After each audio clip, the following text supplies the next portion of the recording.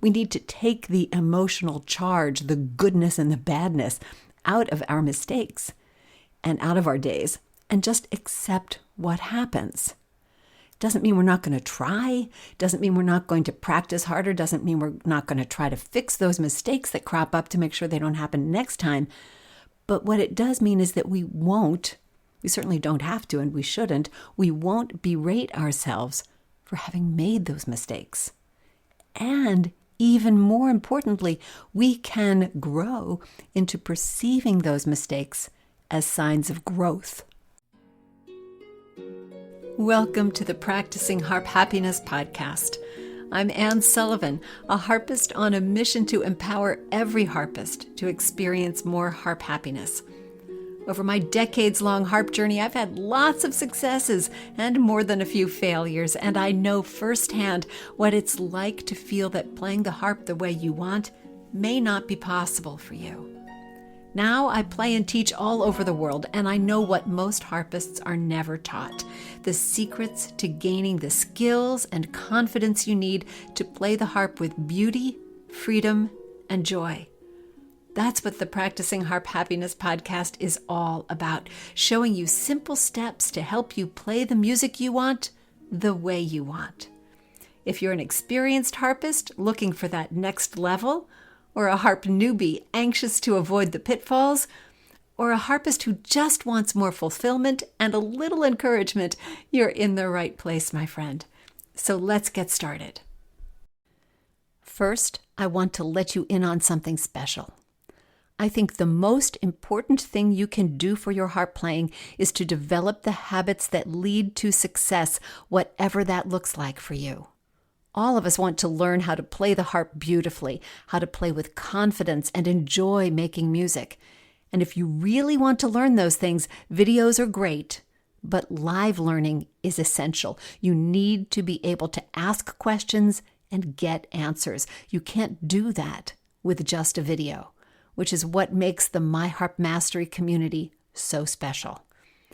My Harp Mastery membership is for those who really want an online experience that lets them learn at their own pace and learn what they want and be able to learn live from expert coaches every single week. Plus, you get to connect with other harpists in the community who have the same desires for their playing. This is not only a powerful learning platform, but it's also the most generous community of harpists anywhere on the planet. They're harpists with a positive outlook, a growth mindset, and a spirit of support for their fellow harpists on the journey with them. We're ready for you. Join us. Just go to harpmastery.com/join-now. That's harpmastery.com/join-now.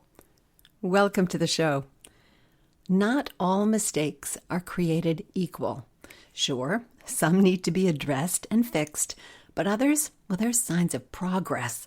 They tell you that your ears are sharper, your awareness is expanding, your technique is evolving, you're learning your piece better. So let's put this in context. We live in a world that's constantly trying to correct us. Type an email and autocorrect will instantly jump in. Google underlines a word in red and we assume it's wrong just because it looks unfamiliar. But autocorrect doesn't always get it right, and neither does your inner critic. Just because something feels like a mistake doesn't automatically mean it is. In harp practice, this same principle applies. That little stumble in a piece might not be a sign of backsliding. It could mean you're playing at a higher level and noticing subtleties you didn't even hear before. Consider this. I was deadheading flowers in the garden the other day. At first, I only saw a few to snip, but as I trimmed those, more and more faded blooms seemed to appear. I hadn't missed them before. I just hadn't noticed them. My attention had shifted, and I was seeing more clearly. Not because the garden got worse, but because I was more tuned in. This is exactly what happens in harp practice. The more you refine your skills, the more aware you become of tiny imperfections. And that's not failure, that's progress. But here's the tricky part. This increased awareness can lead you down a rabbit hole of endless correction, and that's where momentum can stall. I mean, if you're constantly fixing, reworking, and overanalyzing, it can feel like you're never getting anywhere. So in today's episode, we're going to talk about how to change your outlook so you can recognize the difference between real issues and natural growing pains. We'll explore how to use mistakes as guideposts, not roadblocks, and how to keep yourself out of the pit of perfectionism. Most importantly, you'll learn how to keep your progress moving forward, even when your practice feels messy. Just remember, all mistakes are not created equal. Not every mistake is a problem that needs to be addressed. Some mistakes are actually signs of growth and momentum. It's hard to believe we're in the middle of August already, but that means some special things here at Harp Mastery. We are in the final week of our Hub Summer Challenge. So if you still want to get in there and be sure that you have done all your weekly challenges so you can be entered in the drawing for our little bundle of Harp goodies, then please get in there and get it done. The link to join that is right in the Hub. Of course, you can go into the Hub and go to the challenges page, and there it is. Or you can use the link in the show notes to direct you, but easy enough to find and lots of fun to do. We've had a lot of people working on this all the way through, and it's going to be fun to finish up. So also, while you're in the Hub, I hope that you are getting there through the Harp Mastery app, because the Harp Mastery app has just gotten way better even in the last few weeks. We now have a new Learn section that has all kinds of courses. Many of them are free, a couple of them are paid, but there are courses to help you grow, there are courses to help you solve problems, and there are some recent classes that we have had hosted by the Harp Mastery certified coaches and me, and you'll find all of those in the app on our new Learn section, so be sure you check that out as well. And if you're a harp teacher, I hope you are considering coming to our October Teachers Retreat. We've got a nice group coming, and I would love to have you join us. So please check out the link. You'll find it in the show notes here. You'll find it under upcoming events on the Harp Mastery homepage. Check that out. And as I said, we'd love to have you join us. It's going to be a great time. So that's everything going on at Harp Mastery at the moment. And now we need to start reframing our outlook around our mistakes. Now, understand first, this isn't about perfection or about being a perfectionist, which often, although not always, may have its roots in being afraid to make a mistake. This is about a slightly different aspect of making mistakes. This is about putting the mistakes that you make in the proper perspective and understanding that they're not fatal flaws, they're not signs of a personal failing, they're just slips that you can choose to fix, and you can choose to fix them for next time. Mistakes happen, and I know that you get that. We all understand that, but at some level, inside us somewhere, there's the idea that mistakes should stop happening after a while. And they don't. They just don't. Mistakes will continue to happen, but they change over time. Look at it this way. Mistakes in music are not truly fixable. They're not eradicable. They're going to be there because every time we play a piece of music, it's a new time. It doesn't matter how many times we've played it or how many times it's been perfect. Every time we play it, it's a new time to play it. And there are new opportunities for all the wonderful, expressive, beautiful things that can happen. And there are opportunities for new things that can sort of go off the rails in smaller or bigger ways.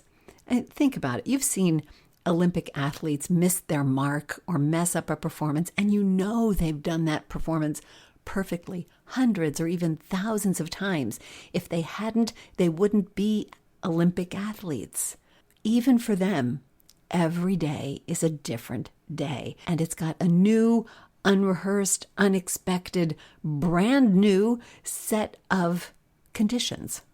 right? You're in a different mood, or the light is different. You had more sleep, you had less sleep, you've had too much coffee, you've had not enough coffee. The conditions are never going to be exactly the same. We don't play music in a laboratory. So your playing is going to be different every day too. Some days it's going to be better than we expect. Some days it's going to be not as good as we will expect. We're going to have one of those bad days. And we tend to believe that the good days are permanent when we have one. Ooh, look, we've made progress. We're moving forward. And that makes the next bad day harder to accept. Now realize I'm putting these words in air quotes, good and bad. That's sort of the very basic level, the visceral level at which we measure them. And we know that that's not really accurate either. You know, there are more mistake days, there are fewer mistake days, there are days when things flow, days when things don't. And calling them good and bad, that's sort of easy, but please let's not overload those words, right? We need to take the emotional charge, the goodness and the badness out of our mistakes and out of our days and just accept what happens. Doesn't mean we're not going to try, doesn't mean we're not going to practice harder, doesn't mean we're not going to try to fix those mistakes that crop up to make sure they don't happen next time. But what it does mean is that we certainly don't have to, and we shouldn't, we won't berate ourselves for having made those mistakes. And even more importantly, we can grow into perceiving those mistakes as signs of growth. When we look at mistakes as things that work against our progress or that are counting against us instead of just part of the process of progress, we really are doing ourselves a disservice, because mistakes are going to happen whether we're making progress or not, whether we have a piece completely finished and ready to perform or not. Just like those Olympic athletes, right? Mistakes are going to happen. So keep these three things in mind about progress as we go forward. These are things we all know and things we often tend not to take into account because we think for some reason we ought to be above these things. We somehow know that they're true, but they don't always help us accept what is happening in our practice. We're just not that patient. And sometimes we're not that kind to ourselves either. So here are the three things I want you to remember. Progress isn't a straight line. It doesn't start at 0 and then work its way steadily up to 100. It doesn't work that way. It's going to go up, it's going to go down, it's going to go way up, it's going to go down and down and down, and then it's going to go up again. It's not a straight line. It just doesn't work that way, and we might as well get used to it. Second, progress shows up in its own time. We keep practicing and the growth happens. You've heard me use this metaphor before, but it's just like putting a seed in the ground.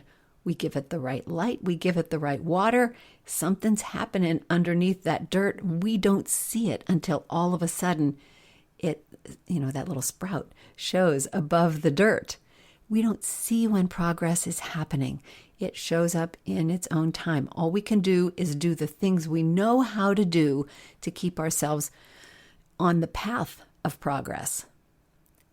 And thirdly, progress is about familiarity.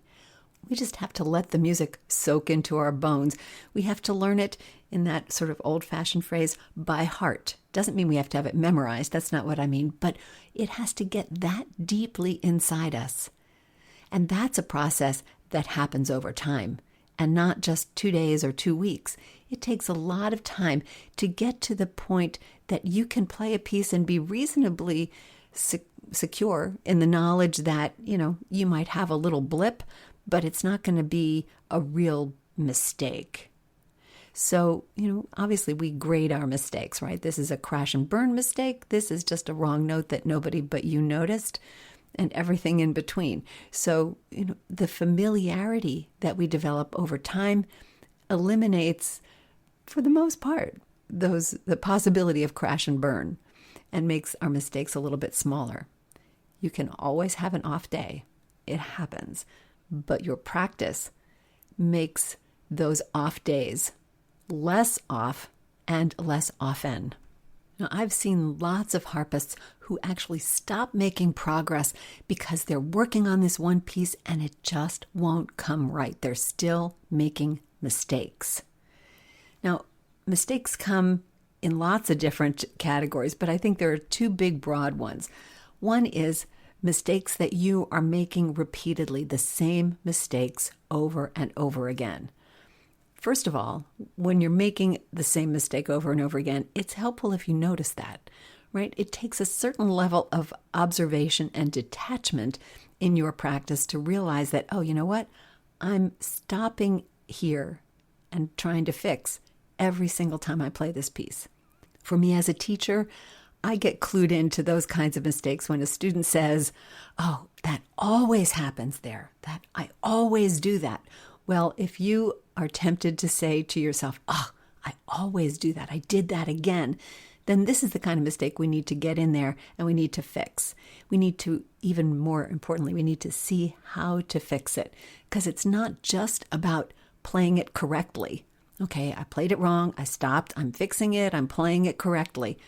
But it is worth a little bit of investigation to see what you either need to do or what you need to notice, observe, and what you need to know so that you can prevent it from recurring.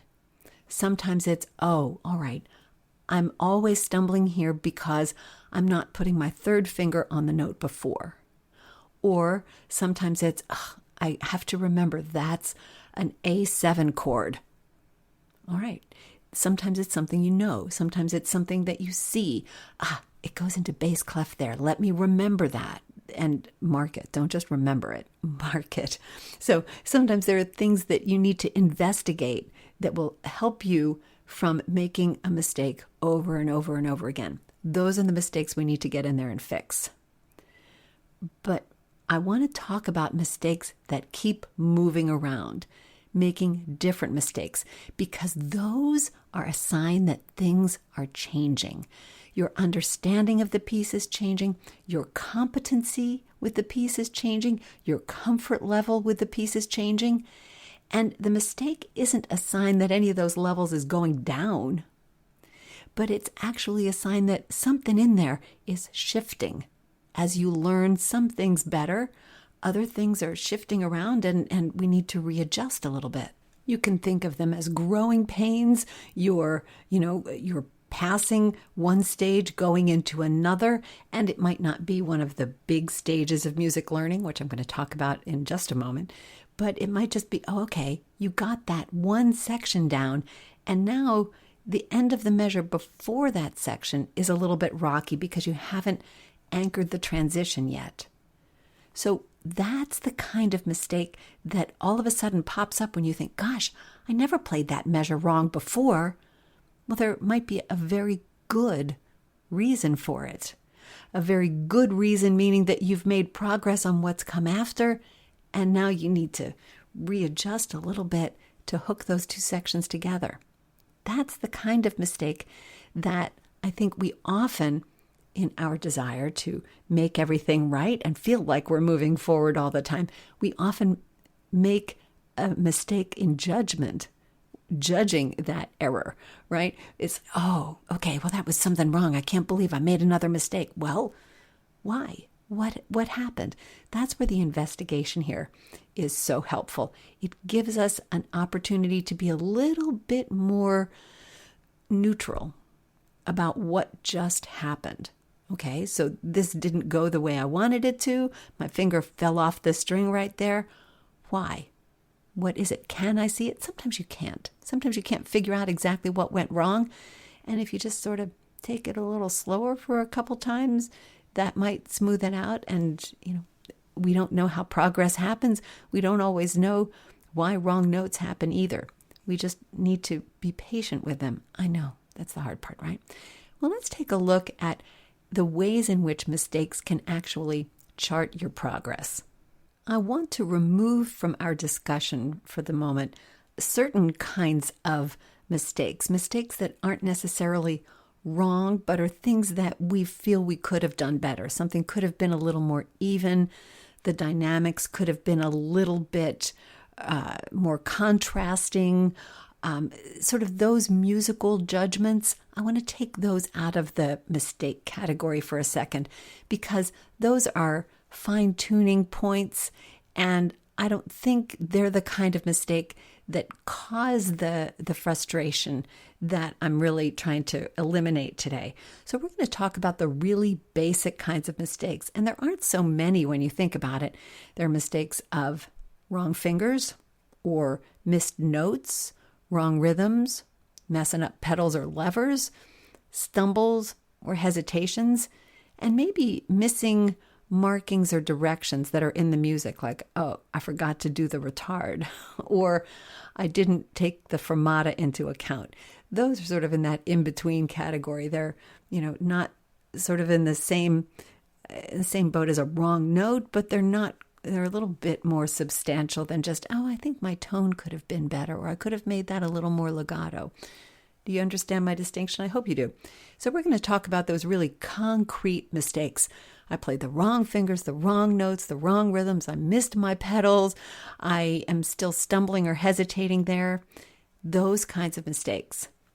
Those are the things that happen. We do them all the time. And they're going to show up more or less to some degree in every stage of learning.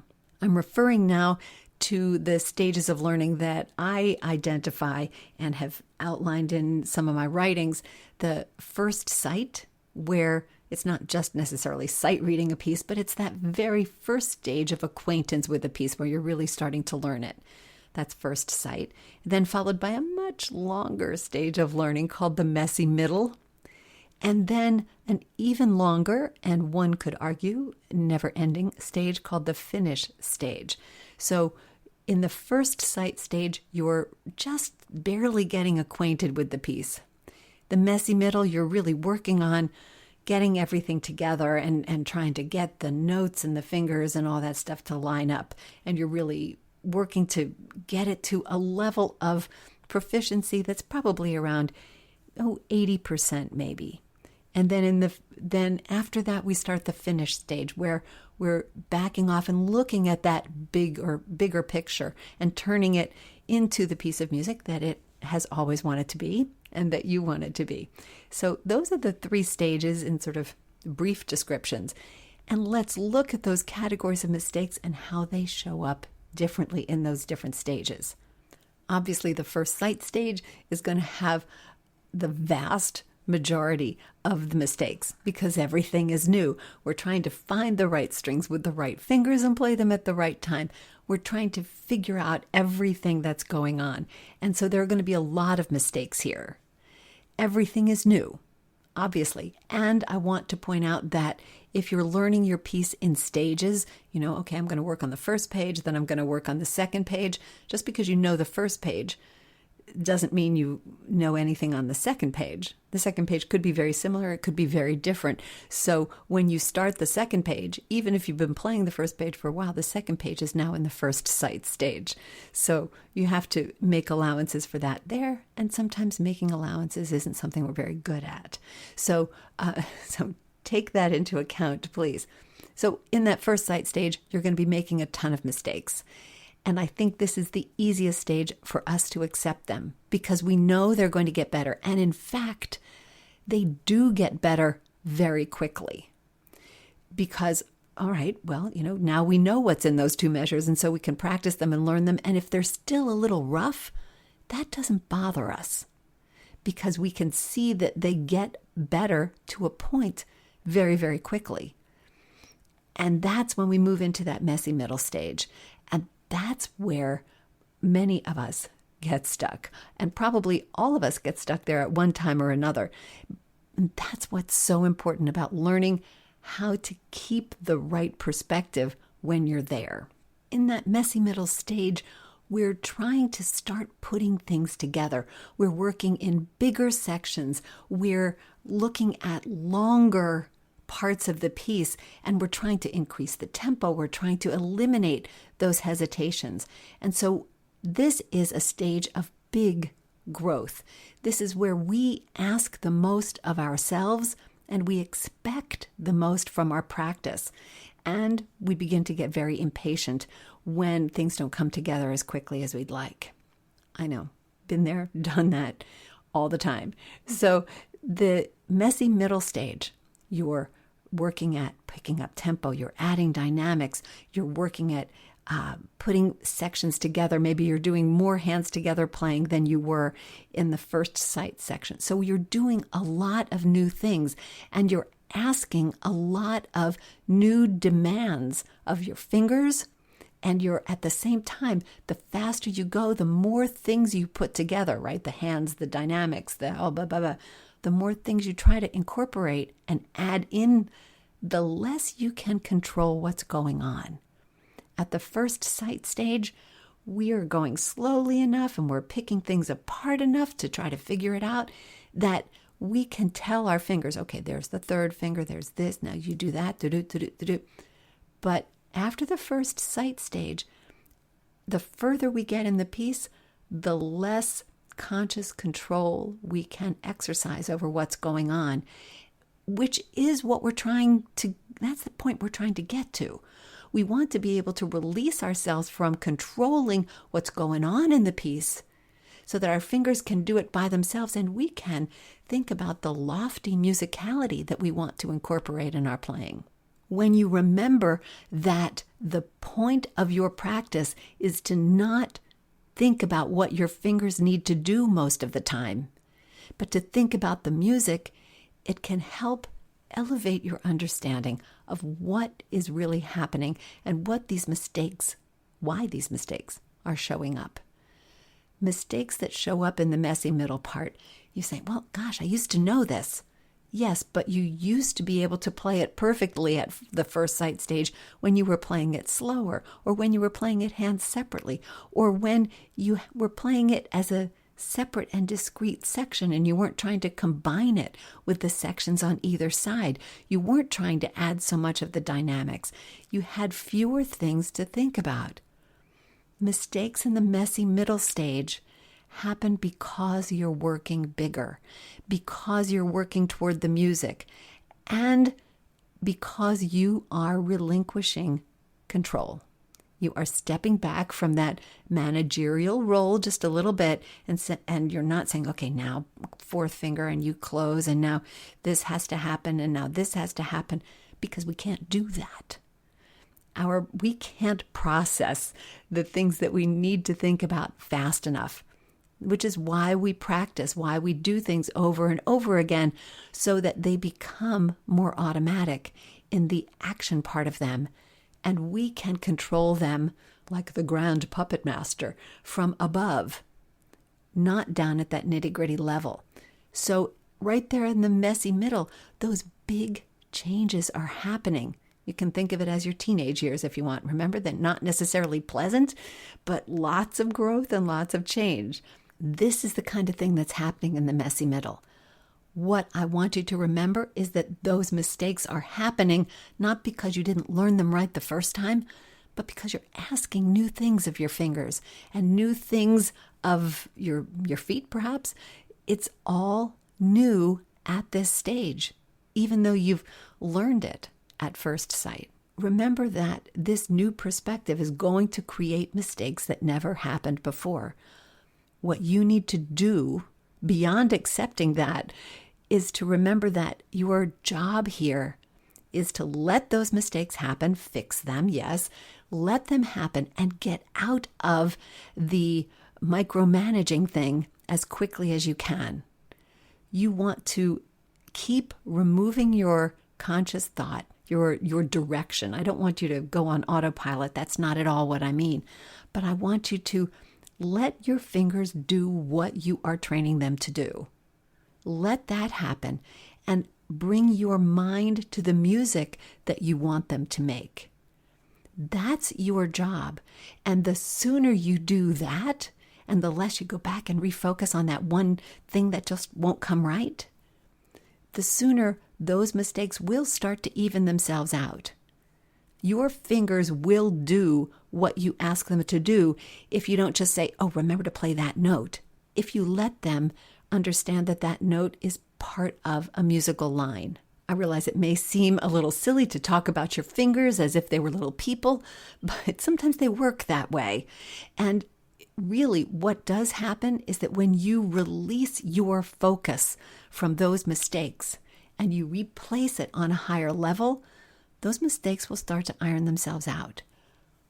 I don't want you to get stuck in the messy middle when you could be moving on to the finish stage just because some of those mistakes are happening. And remember, these are the mistakes that are moving around, right? If there's a mistake that happens all the time, you need to get in there and fix it. Because once you get into the finish stage, the mistakes are a little bit different. They're the same kind. You're going to miss a finger, you're going to miss a note, you're going to miss a pedal or a lever, you're going to stumble, hesitate, forget what you're doing. Any of those things still happen. They will happen in more random places, which is why I often call them potholes. But they are happening because your focus is shifting to the big picture. Finally, it's finally shifted to the musical picture. And that's what you're playing. And so you'll find places where, I'm going to need to pay a little bit more conscious attention here to make sure that happens. Or you'll find places where, I didn't realize that was happening, but now that I'm working on the musical picture, I want to change my dynamics a little bit. And therefore, my fingers aren't quite used to what they're doing. So I'm going to have to drill that a little bit. So the finish mistakes are the same kinds of mistakes, but they're happening for a totally different reason. And that's what's key about thinking about your mistakes at every level of your playing, every stage of your playing. Those first sight mistakes, they're the easy ones. They're happening because we have no clue what we're supposed to do yet. They're training mistakes. We're teaching ourselves how to play the piece. The messy middle mistakes happen because we're trying to make the piece grow. And so they're mistakes that actually push us forward. They're the mistakes that are getting us to the next level. Don't get frustrated by them more than you can help. And don't let them hold you back. Don't keep regressing, saying, okay, well, I can't move forward. I can't push that tempo that fast right now because I've made those mistakes and I've got to go slow again. No, keep working at where you want to go. Let those mistakes be part of the process forward, not holding you back. And then in the finish stage, those mistakes are quite likely smaller, and they're going to move around, and they're going to totally surprise you. But that's the right thing to have happen because your focus is more away from your fingers than ever. Your focus is on that big picture, and that's why those mistakes show up. If I had to sum up my message to you today in just a few words, in one thought, it would be that thought, that I don't want your mistakes to hold you back. Keep moving forward. Let the mistakes take care of themselves. You take care of the ones that are definitely the I'm doing this every time kind of mistake. But the others will move around. Fix them lightly, but keep moving forward. Don't let them hold you back. Mistakes can mean progress as long as you keep making the progress happen. One quick quote to close out here, and it's a quote from John C. Maxwell, the American author and speaker and pastor, I believe. And the quote is this: "The greatest mistake we make is living in constant fear that we will make one." I just love that. And it points out the circular way we think about mistakes, right? The greatest mistake we make is living in constant fear that we will make one. We don't need to do that. And I hope I've encouraged you not to do that today. On next week's show, we're going to be talking about the music of Suzanne McDonald. Suzanne McDonald, the legendary harpist, just died recently.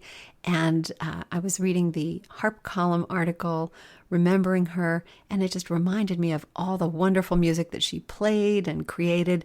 And I'd like to talk about that with you on next week's podcast. And I hope you join me for that.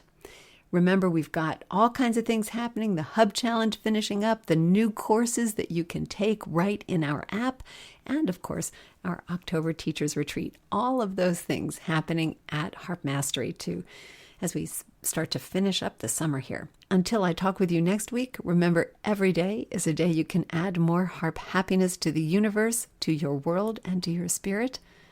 And all you have to do is play. Thanks so much for listening, and I'll see you next time.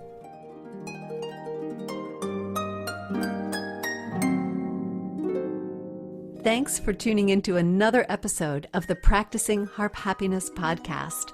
I release a new episode every Monday morning so you can hit your practice week running. Until then, remember to practice your harp happiness every day. See you next time.